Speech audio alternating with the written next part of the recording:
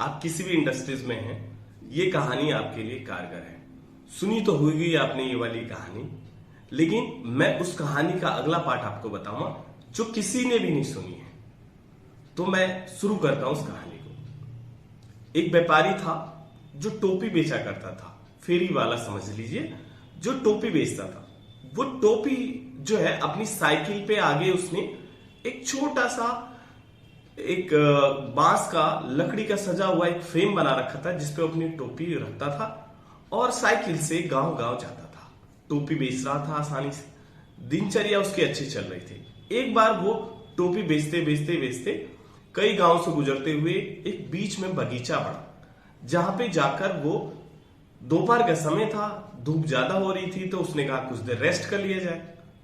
तो जो टोपी बेचने वाला है उसके पास एक खाने की पोतली थी जिसको उसने खोला, खाना खाया और सोचा कि थोड़ी देर रेस्ट कर लिया जाए। तो उसने अपनी एक टोपी ली और अपने सिर पे ऐसे लगाई और वो थोड़ी देर के लिए आराम करने लगा। जब वो उठा तो देखा कि भाई उसके जो साइकिल पे टोपियां टंगी हुई थी वो गायब है।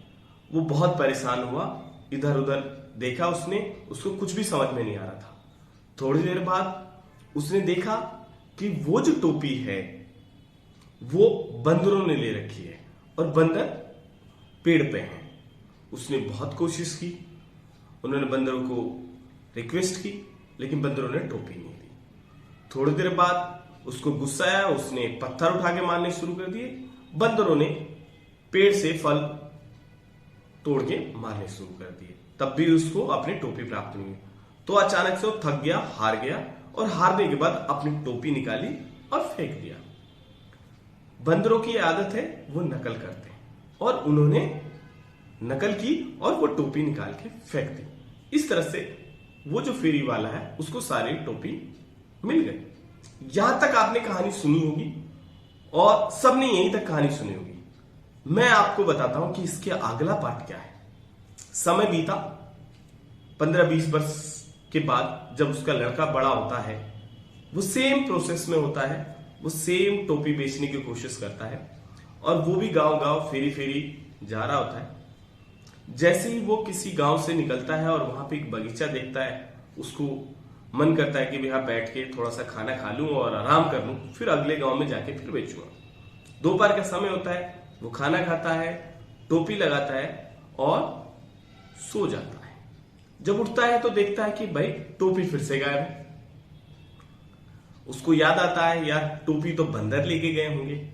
तो वो क्या करता है कि अपने पिताजी की बात याद आती है कि भाई उन्होंने टोपी निकाल के फेंक दी थी और इस बार भी वो सोचता है कि यही करूंगा और बंदर भी टोपी फेंक देंगे।